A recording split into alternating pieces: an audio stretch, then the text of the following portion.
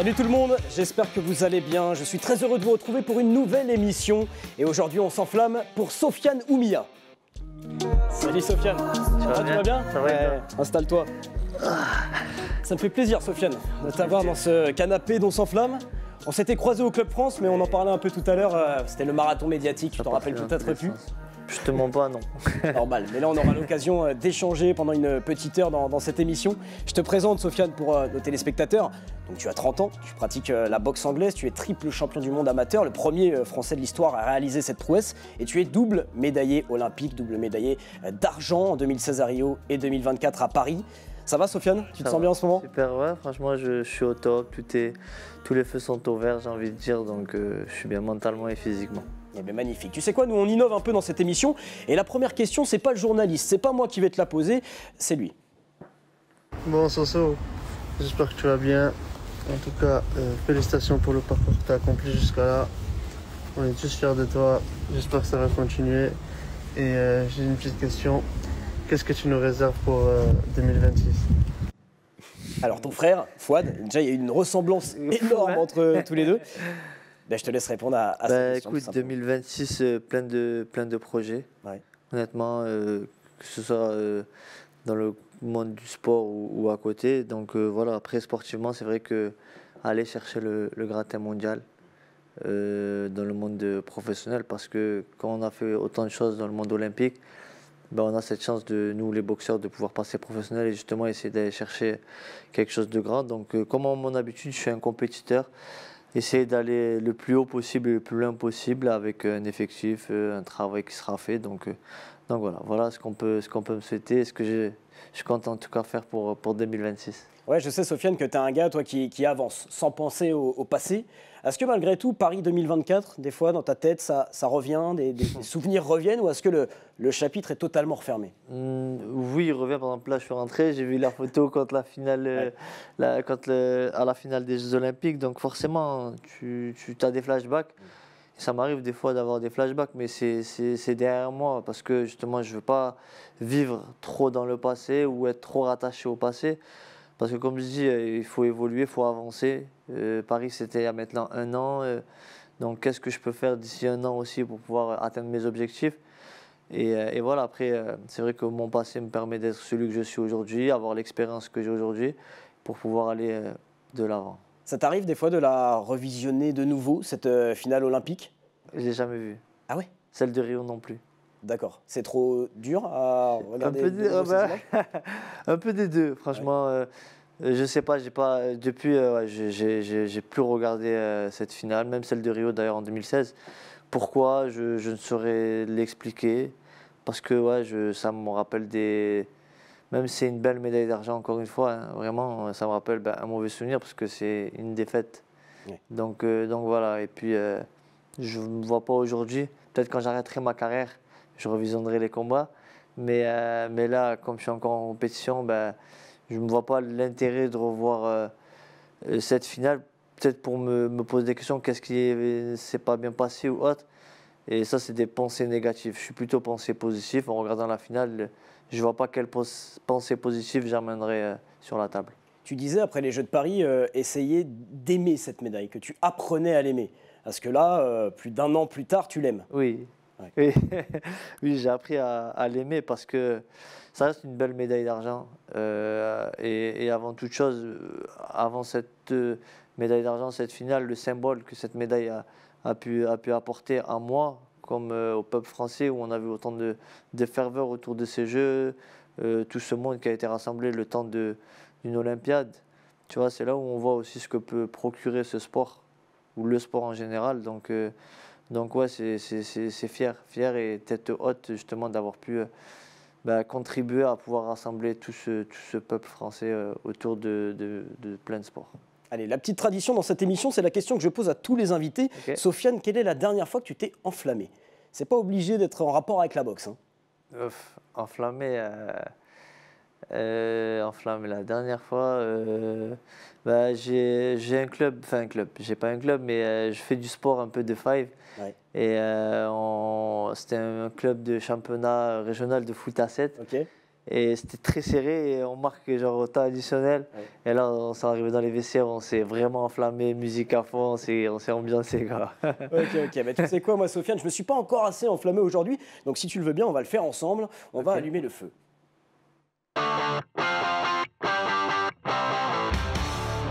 Alors, Sofiane, on va se replonger un peu dans les souvenirs. Toi, tu es né à Toulouse, tu as grandi dans le quartier de la Reinerie.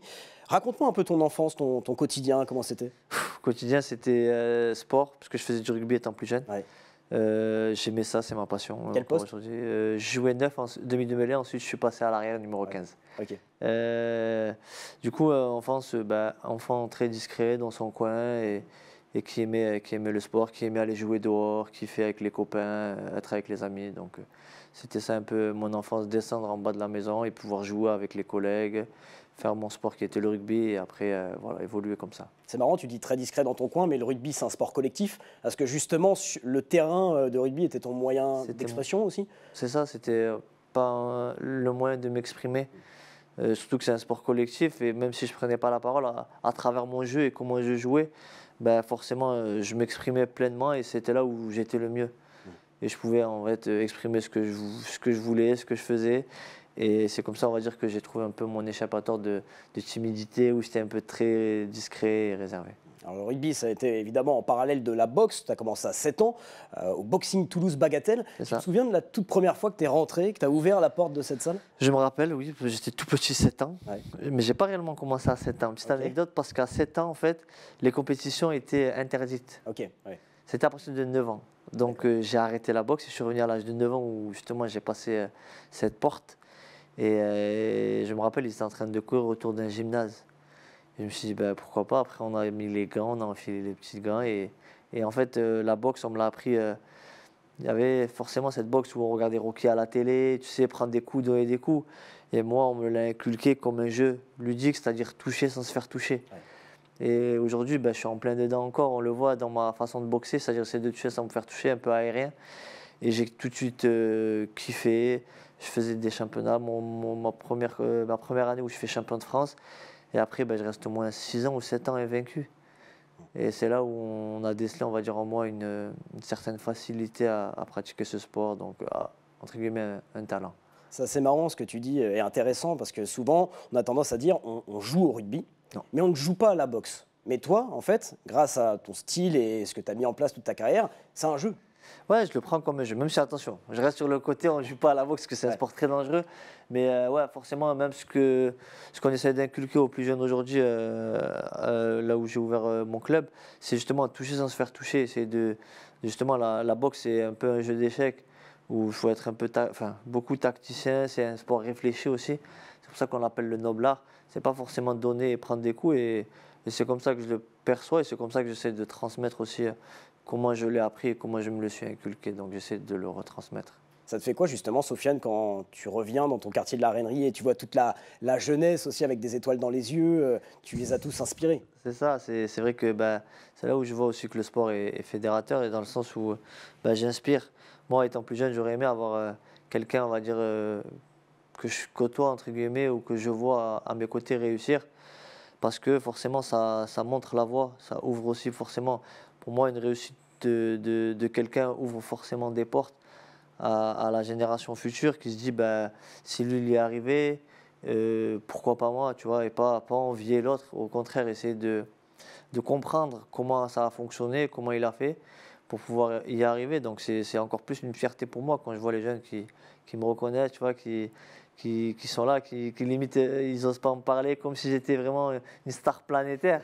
Mais ça me va à mon échelle d'être reconnu comme ça parce que c'est ce que j'aime et c'est ce que j'ai toujours été, cette authenticité. Pardon. La boxe, ça vient pas de nulle part non plus. Hein. Ton père était boxeur. Est-ce que justement, le fait d'avoir un père boxeur qui est dans le milieu, il t'a mis la pression, il y avait une attente de résultat ou il était plutôt tranquille vis-à-vis de ça? Écoute, je vais t'apprendre un truc. Mon père n'a jamais été boxeur. Ah bon? Non, Okay. Vraiment. C'est sorti sur les pages internet, on en a rigolé avec ma femme. D'accord. Justement. Donc c'est une histoire inventée. C'est une histoire, ouais. C'est pas mon père, c'est mon cousin qui est mon entraîneur aujourd'hui. Qui lui, c'est grâce à lui, on va dire, que mes deux cousins qui sont très proches, qui m'ont amené à ce sport. Okay, ouais. Je ne sais pas si je dois dire à cause ou grâce à eux que je pratique Ouais, ce sport. Mais mon père, non, n'a jamais fait de boxe, mais il était toujours présent quand j'allais m'entraîner, il m'accompagnait, il me suivait. Donc voilà, c'est vrai que j'ai suivi, on va dire, mes deux cousins qui, eux, pratiquaient la boxe et je me suis dit pourquoi pas moi. Et au fur et à mesure du temps, comme j'ai dit, je me suis laissé prendre et voilà par ce sport. D'accord, donc pas pratiquant, mais premier supporter par Ouais, contre. premier supporter, Ok. mon père était présent à chaque fois. Bon, en tout cas, tu as eu de très très bons, d'excellents résultats chez les jeunes. Et puis, lorsque tu as 17 ans, eh bien, se déroulent les Jeux de Londres. C'est ça. Là, tu vas être devant la télé pendant tous les Jeux Olympiques. C'est ça vraiment qui t'a allumé la flamme en toi, finalement. La flamme, elle s'est vraiment allumée. Moi, j'étais en équipe de France junior. Ouais. Nous, on préparait les championnats du monde qui allaient arriver. Et en parallèle, on était en stage commun avec l'équipe de France qui, eux, préparaient les Jeux de Londres à ce moment-là. Et je les regardais se préparer et je me suis dit, ils vont aux Jeux Olympiques. Tu vois. Et là, ça commence à titiller le rêve, tu vois, à alimenter cette flamme qui est en moi, à me dire, allez, pourquoi pas. Et du coup, l'été arrive, les Jeux arrivent, je regarde les Jeux à Londres qui étaient exceptionnels et magnifiques. Et je vois les boxeurs passer, etc. Avec tout ce qui s'est passé, je me suis dit, pourquoi pas moi dans 4 ans à Rio, c'est maintenant. Donc, essaye de mettre toutes les chances de ton côté pour y arriver, pour pouvoir toi aussi, pourquoi pas aller au jeu. Et surtout, avant même d'aller au jeu, j'ai cette flamme de compétiteur qui arrive et qui me dit, va au jeu, mais ne va pas juste au jeu, essaie de ramener une médaille. Va chercher cette médaille et puis voilà, après on connaît la suite. On va la raconter, la suite. Rio 2016, donc en effet, tu as 21 ans, tu es très jeune, tes premiers jeux. Déjà, avant de parler de la compétition, raconte-moi un peu l'ambiance, le village olympique, enfin, tout ce qui découle un peu des jeux finalement. Magnifique. Première Olympiade, déjà l'équipe, c'était une très grosse équipe.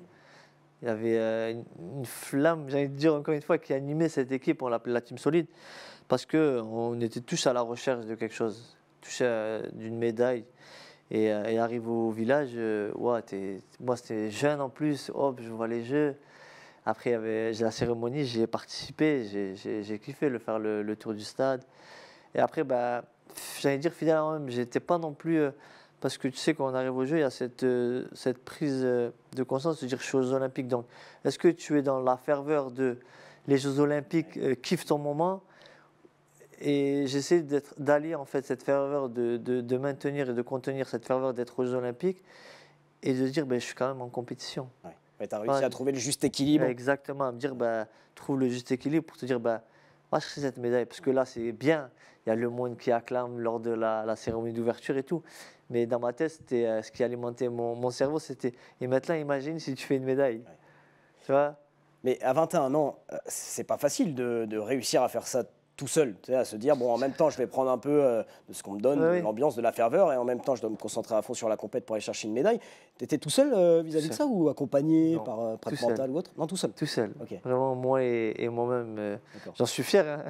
Tu peux, ouais, évidemment. De le dire, de mettre, on va dire, un peu forgé cette mentalité, cette flamme de champion qui m'a alimenté et qui m'alimente encore aujourd'hui, de se dire, allez Sofiane, va chercher ta médaille, tu peux le faire.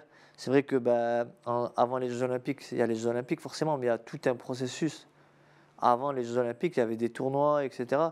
Et je voyais que j'avais les capacités et possibilités parce que les personnes qu'on rencontre, les boxeurs qu'on boxe aux Jeux Olympiques, on les a rencontrés dans des tournois précédents. Et moi qui faisais médaille pratiquement à chaque tournoi, donc je me suis dit, ouais, il y a moyen. Oui, vas-y Sofiane, c'est bon. Les feux sont ouverts. C'est parti, c'est maintenant. Tu vas atteindre la finale chez les moins de 60 kilos, une défaite face aux Brésiliens, le local de l'étape aussi, Robson Conceição.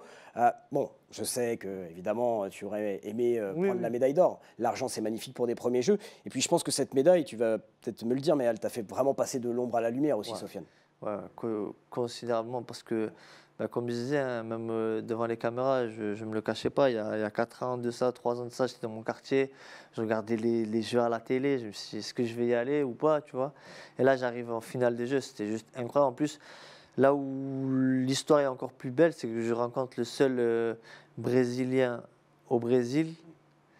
Tu vois, donc le public avait été à plus de 17 000 dans la salle qui était contre moi. Comment tu l'as géré ça quand tu montes sur le ring Trop bien. Ah ouais, ça te Ouais. transcende, ça te galvanise d'avoir tout le monde j'ai contre toi? kiffé, parce que c'était au final, 21 ans, et tu sais, les gens parlaient beaucoup sur les réseaux, je voyais même s'il fallait pas trop, tu vois. Mais les gens, je me suis dit, ouais, c'est bon, t'as rien à perdre. T'as 21 ans, t'as encore toute la vie devant toi à ce moment-là. T'es en finale des Jeux face aux Brésiliens, et c'est une chance au final. Quand, tu vois, avec le recul, je me dis, j'ai eu cette chance d'avoir cette salle pleine, parce que même s'il y avait du monde, c'était pas tout le temps plein. Tu vois, là, c'était vraiment plein parce que c'était leur seul Brésilien aussi. Et avant de passer la porte du rideau, j'étais en train de faire un peu les pas hauts et je me dis, je prends une grande respiration et le sol, il tremblait. Parce que le Brésilien est monté avant moi. Et le sol, il tremblait. J'ai dit, oh, c'est maintenant. C'est vrai, avec le grand sourire, genre il n'y avait pas de stress, quoi. C'est juste du plaisir. Non, c'est du plaisir. Forcément, il y a l'adrénaline. Oui.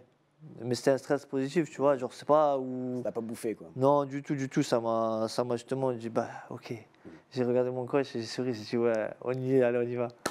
Après, je rentre, je me fais huer, je kiffe. Et après, j'essaie de faire le combat du mieux que je peux, je perds. Et voilà, après.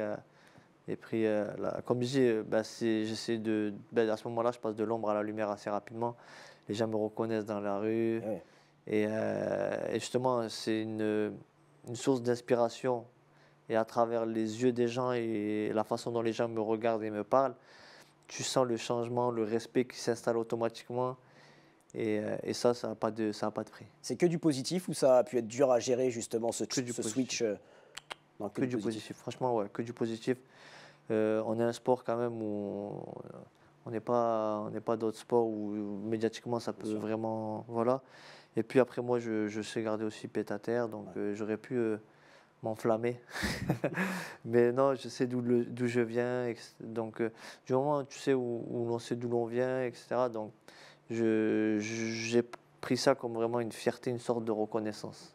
Et cette médaille, elle a été tellement marquante, impactante, que beaucoup de monde, finalement, je pense, a oublié qu'un an plus tard, en 2017, tu décroches ton premier titre de champion du monde. C'est là qu'on voit le pouvoir aussi de l'olympisme. C'est vrai que là, on voit le pouvoir que a les Jeux Olympiques sur les gens, parce que un an plus tard, je fais champion du monde.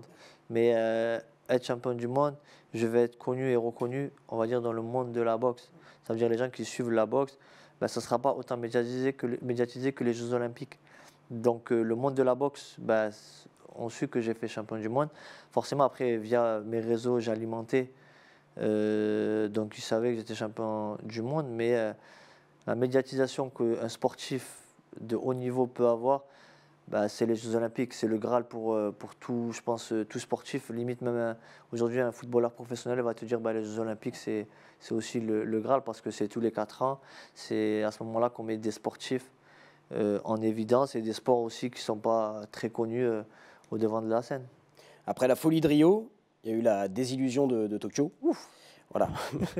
Donc tu arrives en 2021, tu es grand favori, tu perds dès ton entrée en lice contre l'Américain Keishon Davis, futur vice-champion olympique. 5 ans de travail pour une défaite au premier tour. Comment tu l'encaisses, Sofiane? Comment se passe aussi la suite pour toi, les semaines, les mois qui suivent? Dur.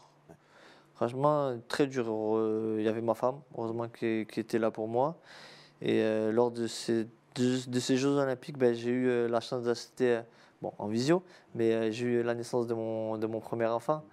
Donc, tu vois, je suis parti, on était 2, je suis rentré de Tokyo défaite et tu rentres, il y a ta femme et ton. Plus beau qu'une médaille. Hein.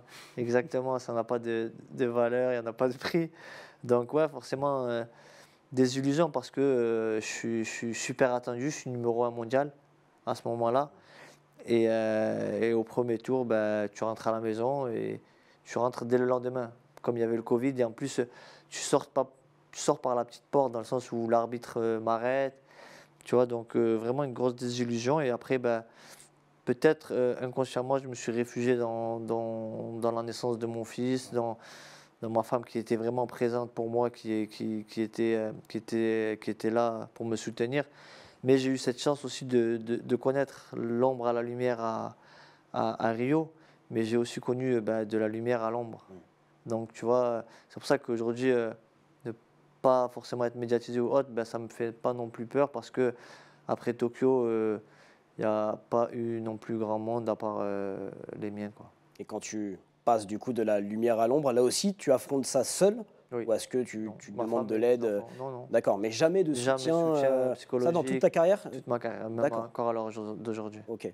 Parce que tu voilà, t'en ressens pas le besoin, J'en tu te sens ressens assez pas le solide. besoin et je me dis que je suis peut-être assez solide ou Ouais. peut-être pas. Il y a des sportifs, beaucoup aujourd'hui, qui travaillent avec des préparateurs, etc. Mais moi, j'ai jamais senti ce besoin. C'est personnel, chacun. Voilà, Ouais. c'est très personnel, hein, Exactement. évidemment.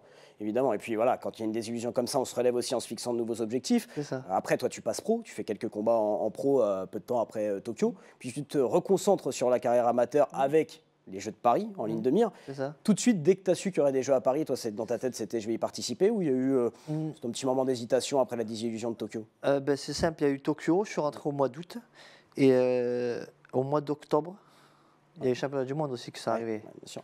Il y a le championnat du monde qui s'est arrivé et je décide d'y retourner 2 mois après et je fais champion du monde. Ouais. Donc tu vois aussi pour montrer que ben, tomber n'est pas une fatalité, qu'il faut savoir vite se relever. Et je l'ai démontré encore là au grand public. Et derrière, ben, je suis passé pro. Ouais. Et en 2023, c'est ça, ouais, je suis passé pro pendant 1 an. En 2022, et ensuite en 2023, je me dis, ben, il y a Paris qui arrive. Ouais. Pourquoi pas j'avais quand même, parce que le Covid, les Jeux Olympiques de Tokyo étaient en 2021. Il y a eu le Covid qui nous a laissé le temps, on va dire, pendant 3 ans. Ensuite, il y a les Jeux qui arrivaient. Je me suis dit, ben, pourquoi pas. Paris à la maison, ça peut être que grandiose. Et du coup, ben, je tente, j'y vais et je réfléchis pas. Donc tu te relances dans une prépa, etc. Je suis tombé sur un petit truc, tu faisais partie, toi, des 14 athlètes sélectionnés pour être porte-drapeau. Oui. Ça, c'est un rôle que tu aurais aimé assumer, que Oui. tu voudrais peut-être... Oui. J'aurais aimé, Ouais. dans le sens où ben, j'arrive, on va dire, à maturité de pouvoir justement porter toute une délégation derrière soi, parce que c'est vrai que il y a un rôle, il y a vraiment un rôle derrière ça à tenir. Donc je me suis dit, ben, je me sentais en fait prêt à pouvoir amener toute une délégation derrière moi par le parcours, par le boxeur, par l'être humain que je suis aussi. Et voilà, donc je me suis dit, ben, pourquoi pas. Mais c'était pas moi le porte-drapeau, mais on en a eu des très beaux aussi, donc voilà. Je trouve que c'est quand même dingue, là, parce que tu me disais au début d'émission que le Sofiane gamin, il était timide, discret, et quelques années plus tard, il est prêt à amener toute une délégation derrière lui sur la plus grosse compétition de l'univers. C'est vrai. Le sport m'a permis aussi, on va dire, peut-être de m'affirmer et de prendre aussi confiance un peu plus en moi. Peut-être jeune, étant plus jeune, j'avais pas confiance en moi, autant que je peux l'avoir aujourd'hui. Donc voilà, aujourd'hui, ben, je suis prêt à prendre la parole, à dire ce que je pense et en assumant aussi les choses et la personne que je suis aujourd'hui. Alors à Paris, il y a quand même quelque chose qu'il faut noter, c'est qu'une catégorie a été retirée du programme olympique, la tienne, celle des moins de 60, donc où tu as été 3 fois champion du monde, médaillé d'argent à Rio. Tu as été contraint du coup de monter dans la catégorie du dessus, les moins de 63,5 kg. Est-ce que ça a pu t'impacter? Est-ce que c'était un poids où tu ne te sentais pas forcément le plus à l'aise? Ben, on va dire que ma catégorie de prédilection, ça a été toujours les 60 kg. Ouais. Sachant qu'un an avant les Jeux Olympiques, en 2023, je fais champion du monde dans 60 kg. Et on savait qu'avec le staff, on savait que ben, les 60 kg, c'était ma catégorie de prédilection. Je pouvais aussi performer en 63 kg, mais... Tu te sentais juste moins à l'aise, quoi. Peut-être, ouais, ou moins de puissance, tu vois, Ouais. moins de capacité physique aussi. Mais du coup, je me dis, bah, je prends les choses comme dans la vie de tous les jours, c'est-à-dire, bah, c'est comme ça, faut faire avec, mais maintenant, vite rebondir et qu'est-ce que je vais faire justement pour pouvoir être ou donner le meilleur de moi-même dans cette catégorie-là. Donc, je fais le nécessaire pour arriver en pleine forme et pour ne plus avoir à subir la désillusion de Tokyo pour être le plus performant possible à Paris. Allez, le premier combat, moi j'aimerais te poser des questions là-dessus parce que, bon, voilà, comme ça on peut se dire c'est une formalité pour toi, mais sauf que 3 ans avant, en plus, il y a eu Tokyo où tu te fais sortir au premier tour. Donc est-ce que là, sur ce premier combat contre le Jordanien Obada Al-Kasbeh, tu te dis, tu as les vieux démons un peu de Tokyo qui te hantent, qui reviennent, Sofiane? C'est le... Pas qu'ils reviennent, je dirais pas qu'à ce moment-là précis, je pense à Tokyo, mais je me dis, bon, c'est parti, c'est maintenant. Tu vois, il y a toujours cette adrénaline du premier combat qui est assez difficile. C'est cruel dans ta discipline, c'est élimination directe. Surtout, il n'y a pas de phase de repêchage, il n'y en a pas ça, tu vois. Et je me dis, ben, Obada, je le connaissais parce que c'était un boxeur qui était tout le temps sur toi, constamment. Et je me rappelle très bien, en plus, il y a forcément des tirages que tu veux plus ou moins, et que tu espères. Et c'est la seule personne que je disais, vraiment, en camp d'entraînement, en stage, on est parti juste avant Paris, j'espère qu'à mon tirage à Paris, je n'aurai pas Obada. Et ben, Premier tour chez Obada. Comme quoi, tu vois, dans la vie, il faut vite adapter. Tu vois, et derrière, ben, même si j'étais le numéro 1, le favori de cette compétition, encore une fois, le favori, il n'est pas non plus intouchable. Donc, je reste un être humain avant tout, j'avais cette adrénaline, mais j'étais préparé. J'étais vraiment préparé pour cette compétition et je me suis dit, bah, c'est bon, Obada, pas Obada, je ne le voulais pas il y a 2 mois, maintenant on va y aller, quoi, tu vois. Et voilà, une entrée un peu, on va dire, timide, mais au final, ben, je passe ce cap de premier tour qui est super important pour pouvoir aller ensuite jusqu'au bout. Ouais, puis c'est les quarts de finale ensuite contre le Hongrois Richard Kovacs, qui t'avait déjà battu, hein, ce Hongrois, en février 2020, décision partagée, ouais, voilà, chez lui en Hongrie. Là, tu es chez toi, tu es en France, et puis ce combat, il peut t'assurer d'une médaille aussi. On sait, en boxe, hein, ça fait partie des disciplines où les 2 demi-finalistes se sont assurés d'une médaille de bronze. Ça se passe comment ce combat, Sofiane? Tu penses déjà à la médaille ou c'est juste gagner le combat et on se projette après? Je pense un peu à la médaille quand même, mais je te dire, c'est pas ce que j'étais venu chercher. Oui. Je te dis, bah, c'est une étape, tu vois. Je me dis, à ce moment-là, ne te dis pas, c'est bon, tu as la médaille assurée, tu vois. C'est marrant parce que tu vois, nous on était vachement d'un regard extérieur quand on t'a vu gagner ce combat, soulagé, dire ah une nouvelle médaille pour le clan français, c'est super et tout. Mais toi, oui, je suppose que tu l'as vraiment vécu comme bon, c'est une étape de la mission. C'est une étape. Tu es soulagé parce que tu as rempli cette première mission qui est de ramener une médaille. Tu vois, je suis soulagé parce que j'ai cette mission d'accompli. Maintenant, il faut passer à l'autre mission directement, tu vois.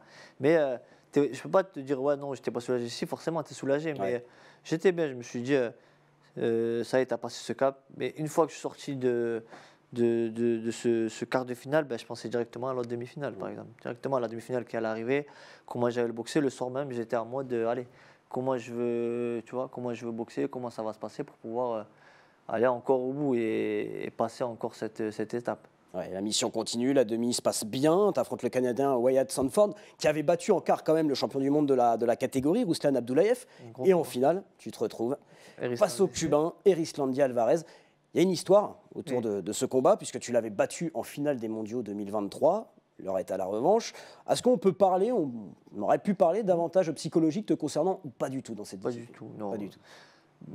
Toi, tu l'as vraiment pas ressenti comme ça, il n'y avait rien, pas d'avantage psychologique. Non, parce que comme je dis, dans ce sport, peut-être c'est un sport dur, donc on sait qu'un combat aujourd'hui ou un sparring à l'entraînement ne reflète rien du tout.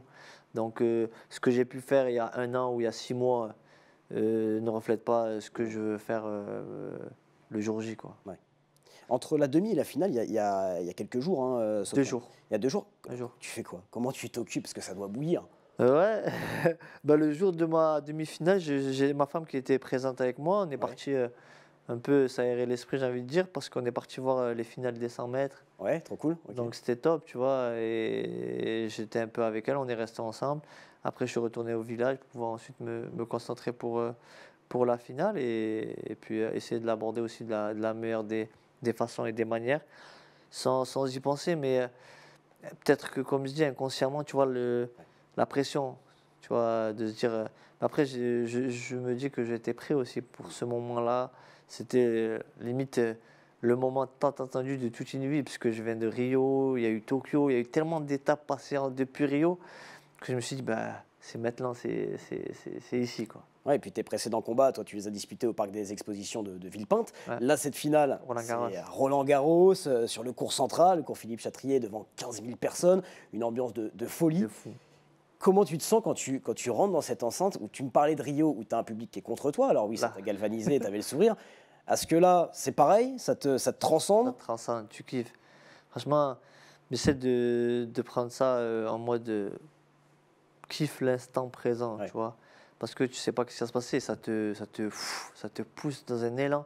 Déjà, à Villepinte, on avait cette chance d'être poussé, limite... quelqu'un, tout un public, un peuple qui te tire, qui te dit allez, on va y arriver ensemble. Et là, Roland Garros, donc encore plus, parce que c'est un stade mythique. Donc tu te dis, waouh, c'est maintenant. Ouais. Comment tu gères le public quand tu es en combat sur le ring? Est-ce que tu es dans une telle bulle de concentration que tu n'entends rien? Est-ce que justement tu arrives à prendre un peu ce que le public te donne? Comment ça se passe pour toi, Sofiane? Tu essaies forcément de prendre parce que quand tu entends l'hymne national qui est chanté en union avec tout le public, tu te dis, ouais, c'est pour toi, tu vois. C'est que même si tu es seul sur le ring, finalement, tu es un peuple derrière toi, tu vois. Le fait de porter les couleurs, le maillot de l'équipe de France, tu dis que tu es un peuple. Mais là, sauf que là, ce qui change, c'est que le peuple, il est avec toi, il est présent. Tu vois, et ça te galvanise et ça te pousse à ton meilleur toi-même, tu vois. Ce combat, il est serré. La finale est très serrée. Tu inclines par décision partagée. Bon, tu l'as pas revu ce combat, mais avec un peu de recul, est-ce que toi tu arrives à pointer les choses qui t'ont manqué? Peut-être une meilleure entrée dans le combat, parce que je sais que je gagne les 2 derniers rounds. Forcément, il y a des juges, etc. C'est un peu complexe, mais une meilleure entrée. Mais après, toute ma carrière a été basée, on m'a rabâché. Le premier round, tu mets du temps à te réveiller. Ben, peut-être que... Comment tu l'expliques ça? Je ne sais pas si tu as une explication là-dessus. C'est comme ça. Honnêtement, Sofiane un peu diesel, quoi. Un peu diesel, exactement. Même si 3x3, ça va vite. Oui. Mais tu vois, un peu plus dans l'attente que dans l'action directe. Alors que 3x3, on sait que c'est de l'action directe. Ouais. Mais attention, je suis quand même dans l'action. Mais un peu à peine. Donc peut-être ça qui a joué. Mais bon, c'est le sport. Des fois, on gagne, des fois, on perd. C'est comme ça. C'est la vie. Ouais, je suis retombé sur des images captées par Eurosport après le combat, où tu rejoins ton cousin, ta femme, et tu es inconsolable. Vraiment, tu es en larmes, tu es dégoûté. Ouais. Qu'est-ce qui te traverse à ce moment-là, Sofiane? C'est quoi les pensées qui te viennent? Le fait d'avoir perdu, de ne pas avoir accompli, parce qu'à ce moment-là, ben, je me dis, j'ai pas accompli le rêve auquel je croyais toutes ces années, tu vois, d'être champion olympique. Juste à ce moment-là, ben, j'ai réagi peut-être trop à chaud en me disant, ce sera peut-être mes dernières Olympiades, tu vois, tu sais pas si tu vas là à Los Angeles. Tu te dis, c'est peut-être mes derniers, tu vois, après, bon, on ne sait pas ce que la vie nous réserve aujourd'hui, mais tu te dis, c'était à Paris, le moment était, tout était réuni pour que ce soit maintenant le public, tu vois, la salle, Roland Garros, ma famille, tout était réuni pour que ce soit là. Mais c'était pas là. Mais cette médaille, tu as appris à l'aimer. Exactement, exactement. Voilà, dans le livre de Sofiane Oumiya, on a terminé le chapitre Paris 2024, mais il reste encore d'autres très beaux chapitres à écrire. On en parle tout de suite dans Chaud devant.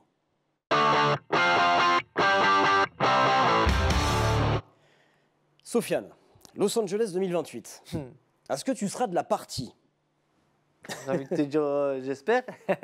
Honnêtement, ouais, j'ai pris le temps de réfléchir. Ouais. Surtout que je sais que peut-être que maintenant, la catégorie des 60 revient. Parce qu'ils suppriment la catégorie des 63. Donc, ouais, pourquoi pas, si mon corps et ma tête me disent c'est bon, tu peux y aller, ben, j'irai, tu vois. Donc, il y a 3 ans aujourd'hui qui vont s'écouler. Il peut se passer beaucoup de choses. Donc je le garde dans un coin de ma tête, je reste en contact avec la fédération. Et puis comme je dis, on ne sait pas de quoi est fait demain.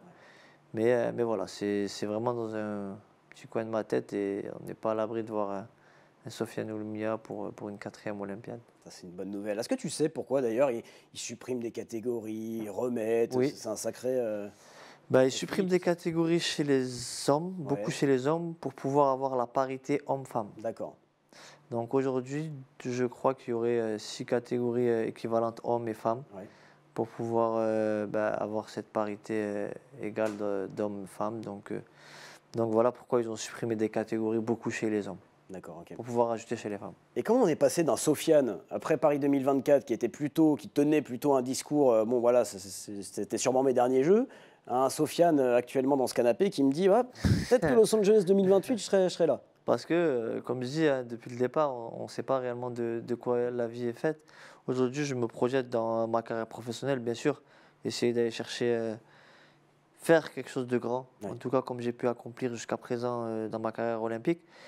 Et voilà, on sait que les Jeux Olympiques, c'est le Graal. Tu vois, je ne veux pas non plus... c'est pour ça que je te dis, je verrai à ce moment-là ce que ma tête et mon corps me dit, parce que je ne veux pas non plus faire des compétitions de trop. Aujourd'hui, il y a des jeunes qui sont là, qui sont en forme, qui veulent aussi y arriver. Donc je me dis peut-être qu'à un moment donné, il faut pas trop pousser. Je ne veux pas aller dans une Olympiade si je sais que je ne suis pas en capacité de faire quelque chose. Je m'engage dans quelque chose que je sais que je vais y arriver ou que, en tout cas, je peux prétendre à quelque chose. Si d'ici là, je sens que voilà, je ferai un pas de retrait. Après, d'ici là, je ne sais pas, peut-être qu'il y aura aussi un boxeur qui sera en équipe, qui sera meilleur Oui, que il moi. faut aller chercher aussi la Tu vois, parce qualification, qu'on est en bien sûr. France avant d'aller à l'étranger. Donc, à ce moment-là, peut-être qu'il y aura un jeune qui aura émergé, parce qu'on a des talents aussi en France, qui auront émergé et qui seront meilleurs que moi à ce moment-là. Et je sais faire la part des choses. Je ne veux pas être le Sofiane Oumia ou le boxeur ou le combattant qui pousse à chaque fois. Mais on voit de l'extérieur que c'est plus trop ça. Ou, tu vois, je saurais mettre un terme à si je dois aller à Los Angeles ou pas. Ok. Tu sais, moi, quand j'ai du mal à décider d'un truc, je me prends une feuille, je me mets plus, moins, Ouais. et je me note. Et après, je prends ma décision. Ben, je Toi, pour prendrais- l'instant, là, à l'heure actuelle, les plus Pour pour l'instant- Los Angeles, c'est quoi, par exemple? Ouf, il n'y en a pas honnêtement. Là, honnêtement, je suis tellement focus sur le fait de pouvoir aller chercher de grosses choses, de grosses échéances chez le professionnel que Ouais. j'y pense pas forcément. Ok, pour l'instant, tu es focus Là, je suis là-dessus. vraiment Et l'Olympisme, on y reviendra exactement. au moment venu. Ouais, exactement. Je me laisse encore 1 an, 2 ans. Ouais. Et après, je serai plus à même à te répondre à ce moment-là si je suis apte ou pas. Ou les plus, j'aurais fait ma liste comme tu me l'as indiqué Ah, mais- et je te dirai. Ok, tu me fais une bonne transition, une bonne passe décisive comme tu pouvais faire peut-être au rugby, parce qu'on va parler un peu de ta carrière pro aussi, Sofiane. Tu es longtemps resté invaincu, 6 victoires en 6 combats, puis tu as perdu cet été, tu as été battu au point par l'expérimenté nicaraguayen Francisco Fonseca. C'est un combat qui était organisé en Libye C'est ça. pour le titre WBA Gold des légers. C'est ça. Comment tu analyses ce combat, toi? Qu'est-ce qui t'a manqué Fraîcheur, je dirais Ouais, fraîcheur. Je dirais pas expérience, mais c'est surtout fraîcheur. J'ai eu, sans chercher d'excuses, j'ai eu plein de problématiques qui ont été rencontrées lors de la préparation, qui ont fait que j'ai pêché lors du combat. Mhm. Et puis, c'était un boxeur qui avait beaucoup d'expérience, dur au mal, qui a boxé des grands noms de la boxe. Gervonta Davis, même s'il a perdu, mais c'est des grands noms de la boxe. Il a que ces défaites-là à son palmarès. Donc, c'était un boxeur qu'il fallait pas prendre à la légère.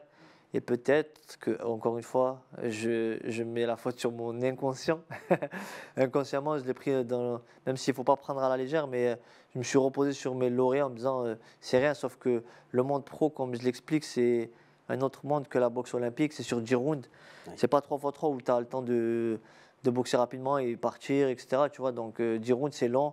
Face à quelqu'un qui est dur au mal, ben, peut-être que sur les 4 premiers rounds, ça va être bien. Tu vas être à l'aise, mais derrière, tu peux vite flancher. Donc, c'est là où je dois, moi, travailler sur moi-même et évoluer. Parce qu'en boxe, on peut que évoluer et aller de l'avant et voir ce qui n'a pas marché pour pouvoir prétendre à quelque chose encore pour mon retour. Ouais, c'est vrai que c'est deux mondes différents, la Totalement. boxe amateur et la boxe pro, tu l'as dit, plus de rounds chez les pros, moins de combats, Ça. plus d'écart entre les combats, peut-être plus de calculs, une gestion de carrière aussi différente. Totalement différente. On n'est plus sur la même préparation de base. Il faut savoir qu'on sort du cadre fédération. Ouais. C'est-à-dire qu'on n'est plus dans le cadre fédération. C'est moi qui prends en charge tout, déjà financièrement. Donc, à moi aussi d'ajuster au mieux mes camps d'entraînement pour pouvoir partir, pas rester que sur Toulouse. Parce que c'est vrai que moi, ben, ça a été Toulouse, préparation à Toulouse. Mais voilà, il faut que je prenne on va dire que je me pose ces questions-là, de pouvoir partir aussi en camp d'entraînement. Mais encore une fois, c'était plus dans le cadre fédération. Tu es limite tu t'auto-entreprends, c'est-à-dire que tu investis sur toi-même. Donc voilà. J'ai bien compris à travers tes propos, Sofiane, que tu n'es pas prêt de raccrocher les gants Non. encore, mais est-ce que quand même dans un coin de ta tête, tu penses déjà à l'après-carrière, à ce que tu pourrais faire, à ce que Oui. tu aimerais faire? Oui, j'y pense. C'est dur. Ouais. Parce que toute ma carrière, toute ma vie, Ouais. j'ai fait que ça. Aujourd'hui, j'ai cette chance-là d'être un sportif qui vit de son sport. Tu arrives à savoir qui t'es en dehors de la boxe qui est Sofiane Oumia en dehors du Sofiane Oumia boxeur, Sofiane athlète de haut niveau? Sofiane Oumia, athlète de haut niveau, là à côté, c'est le Sofiane Oumia qui inspire, qui essaye d'inspirer, qui essaye de transmettre et de valoriser son sport. Et en valorisant mon sport, en essayant aussi de véhiculer de bonnes choses à travers tous les autres sports, en disant que le sport, bah, c'est quelque chose de beau, qu'il faut se lancer dessus. Donc voilà aujourd'hui voilà aujourd'hui comment je me vois et comment j'essaie d'inculquer aux autres personnes. Après, est-ce que je me vois dans un travail plus que d'autres? Non, parce que j'ai cette tête, on va dire, un peu dans le guidon, mais il faut que je la lève. Il faut qu'aujourd'hui, je ne dis pas que je suis plus sur la fin que sur le début de la carrière, même s'il me reste encore des années. Attention, ce phénomène n'est pas fini, mais il faut que je lève la tête du guidon pour me dire, chercher où est-ce que je vais aller, où est-ce que je peux prétendre à faire quoi et comment, avec les bonnes questions et en espérant avoir les réponses à ces questions. Tu sais quoi, Sofiane, il nous reste 10 minutes dans cette émission. Je vais te rejoindre dans le canapé pour une petite séquence un peu plus intimiste. Bon, ça va, on aura de la place, Oui, on est légers bon. tous les deux. Ça devrait aller. J'ai fait de la place. On va discuter ensemble au coin du feu.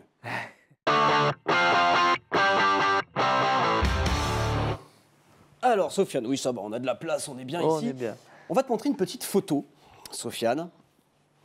C'est très sympa d'ailleurs, très très jolie cette petite photo en famille. Voilà, elle est belle. Mais plus beau. Eh oui, on le voit sur cette photo, donc ta femme et puis tes deux enfants, Kamal et Leia.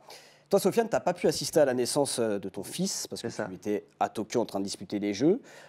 Tu es parti aussi en compétition une semaine après la naissance de ta fille. C'est ça. Est-ce que tout ça, ça a pu te peser? Est-ce que tu as pu avoir des regrets vis-à-vis de tout ça, te dire, mince, j'aurais aimé être plus présent si je le pouvais? Oui, au départ pour mon fils, parce que je n'étais pas là, donc je me suis dit, limite, je m'en veux, est-ce que lui va m'en vouloir? Tu vois, je ne savais pas comment réagir. Après, j'essaie d'être le plus présent pour eux, d'être là au quotidien pour eux, de ne pas être le papa sportif, mais vraiment d'être un papa cool. Tu peux me voir au parc le samedi, dans un autre truc le dimanche, parce que j'ai besoin d'être au plus près et d'être là pour mes enfants, parce que pour moi, c'est la chose la plus importante aujourd'hui, c'est d'être là pour mes enfants et ma femme. Depuis justement que tu es papa, que tu as des enfants, est-ce que ta vision voilà, du résultat de la performance chez toi a changé? Est-ce que tu prends la chose un peu plus cool, tu vois? Non, j'ai toujours été cool. Ouais. Vraiment, j'ai toujours été cool dans comment j'abordais les compétitions. Les gens, même limite, ils me disaient, mais Sofiane, tu t'en fiches ou quoi? Ou tu t'en fous de ce qui va se passer? Un peu nonchalant? Très nonchalant. Ok. Ouais. Très, très nonchalant. Même à l'heure d'aujourd'hui, tu peux venir dans mon vestiaire, on peut rigoler alors que je veux monter sur le ring, tu vois. Mais non, honnêtement, j'ai toujours été focus parce que il y a ce Sofiane Oumia compétiteur, mais il y a le Sofiane Oumia qui est papa, qui est aussi marié, tu vois.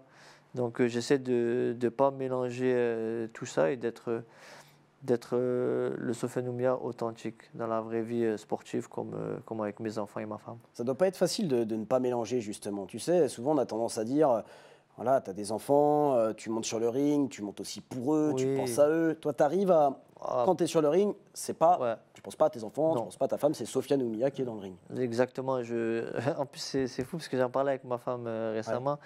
Je lui disais honnêtement, je sais qu'il y en a, ils montent sur les rings où ils font une compétition, ils disent bah, pour mon fils, pour ma fille, ou tu vois, moi non, je sais pourquoi et forcément c'est pour ma famille, ma femme et mes enfants, mais il ne faut pas oublier avant toute chose, c'est moi qui prends les coups, donc c'est aussi pour moi entre guillemets, tu vois, et en faisant ça, comme je dis, la boxe c'est pas un jeu, ça reste un sport très dangereux où il y en a, ils ont perdu leur vie aussi dedans.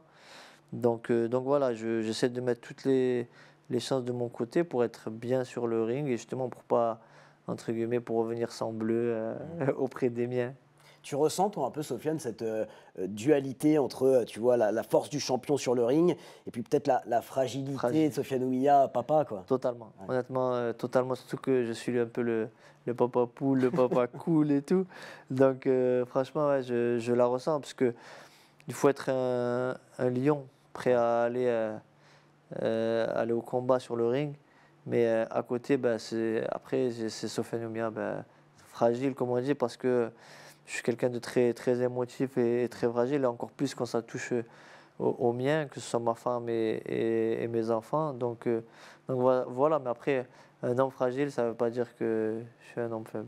Bien sûr, ah oui, non, la fragilité n'est pas un défaut, oui, loin de là. Au contraire. Justement, ouais, justement. Mais voilà, j'ai aussi la chance d'avoir ma femme, qui elle était sportive de haut niveau aussi. Et Dans la boxe? Ouais, boxe, on s'est rencontrés en équipe de France. Du coup, qui comprend aussi ce que je vis et comment j'essaie d'évoluer quand je pars en déplacement pour la préparation, etc. Donc, un objectif commun, en fait. Exactement. C'est vraiment un travail d'équipe qu'on essaye de mettre en place et qu'on a mis en place aujourd'hui et qui marche merveilleusement bien. Quel âge ils ont 4 ans, actuellement 4 ans, 19 juillet 2021 Ouais. et ma fille 2023 le 15 avril, donc elle a 2 ans. D'accord. Et demi. Donc encore un peu petit peut-être pour te Petit. poser beaucoup de questions sur la Exactement. boxe, sur ta Non. carrière. Pas encore, ouais, Ça c'est viendra. trop loin. Ça viendra avec le temps, mais on essaye de les mettre au sport. Ils font ce qu'ils veulent, mais quand je vais à la salle, par exemple, automatiquement, tu vas voir ma fille ou mon fils, ils vont mettre les gants de Ah oui. boxe tout seuls, ils vont vouloir taper.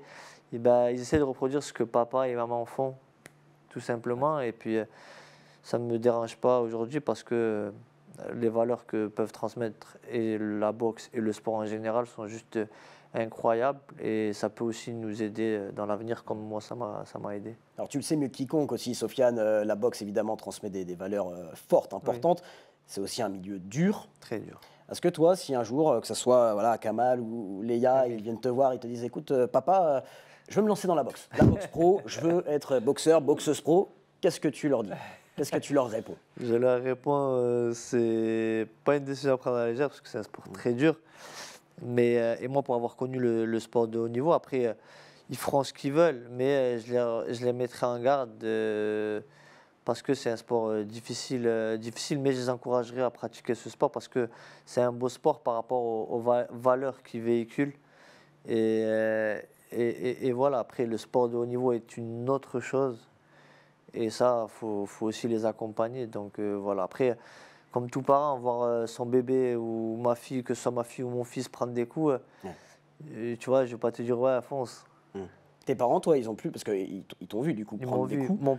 mon père beaucoup, oui. Ouais. Mais Que, ça a pu être difficile pour lui. Je sais pas si tu en as déjà parlé avec lui. j'ai déjà peut-être, parlé, ou pas. non, lui, il m'a toujours dit, tant que c'est ce que tu veux faire et c'est ton choix, moi j'aime. Après, tu sais, c'est les parents un peu beaucoup à l'ancien, donc très bien. Mais ma mère, par contre, je sais que non. Ma mère, elle est venue me voir, comme je disais, une fois. Mais la seule fois, j'ai regardé des images, elle était comme ça. Mais je la comprends aujourd'hui, tu vois, en étant parent. Papa poule, un peu aussi, ça peut être compliqué. Ça peut être très compliqué de voir son fils. Ben, forcément, il va mettre des coups, mais il va aussi en prendre. Et c'est là toute la difficulté d'un père ou d'une mère quand on voit son fils ou sa fille. Et c'est pour ça que je suis mitigé. Mais après, je pense que n'importe quel sport qu'ils feront, ben, j'aurai ce cœur un peu, tu vois, un peu crispé. Et la boxe un peu plus parce qu'on sait que c'est un sport très très dur. On a discuté sérieusement, Sofiane. On va finir cette émission en s'amusant un petit peu. Okay. Dans la dernière séquence, tout feu, tout flamme.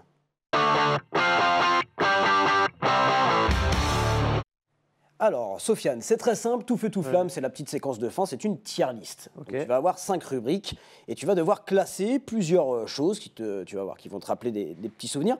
Donc, la première catégorie, c'est flamme olympique, c'est la meilleure, c'est les choses que tu préfères. Okay. Feu de camp, un peu moins bien.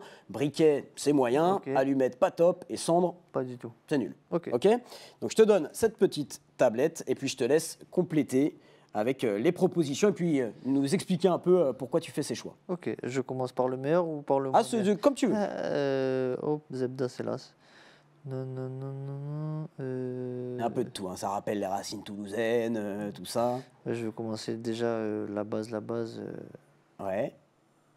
Stade Toulousain. Ah oui, Stade Toulousain. Donc supporter évidemment, Stade Toulousain à fond. Supporter et puis ils portent aussi les couleurs de Toulouse et puis à travers leur victoire, ça te pousse à être meilleur aussi. Ensuite, Jake Paul, et oui. Voilà, qui va affronter peut-être, hein, c'est pas encore officiel, je crois, mais peut-être Anthony Joshua quand même. Hein. Tu vois, là, ça fait mal à la boxe. Hein. Ça fait super mal à la boxe. C'est vrai que pour eux, c'est bien parce que ça remplit le portefeuille, donc ils pensent à eux, ce qui est normal. Mais d'un autre côté, ça donne pas de crédibilité à la boxe, donc pas fan. Bien sûr. Le MMA, c'est bien. Est-ce qu'on pourrait avoir un Sofiane Oumiya combattant de MMA un jour? Jamais. Jamais. Jamais clair, net. Je vais pas revenir sur ma décision. C'est fait. Au moins. C'est un beau sport. En plus, c'est en train d'émerger, mais c'est pas fait pour moi. Big Flo et Oli aussi. Ouais, les Toulousains. Rappeurs. Ils mettent la ville en lumière et c'est de bonnes personnes et puis leurs textes sont juste incroyables. Boxe française. Allumette, moi bien, ça reste de la boxe. Là. Ça reste de la boxe, avec un style qui peut laisser à désirer. Mais c'est pour ça que je l'ai mis ici. Magret de Canard, je vais le mettre avec. Parce Ok. que tout sport de combat, on sait que c'est compliqué, donc je le mets là. Mais bon, des fois, on se fait plaisir et c'est ça oui. qui donne un peu de mou. Le régime, forcément, Logique. logique, je vais te le mettre tout C'est à dur, moi, c'est parce dur que pour toi à chaque fois les super régimes. dur. Ouais. Enfin, ça va parce que je réussis à gérer, mais de voir les gens manger, ne pas pouvoir manger, se restreindre, tu vois, ça c'est super compliqué. Feu de camp, Zebda, Ah, forcément. Zebda. C'est Magnifique. culte, c'est les anciennes Ah ouais. générations et puis leurs textes sont aussi parleurs. Tu vois, Un classique, Zebda.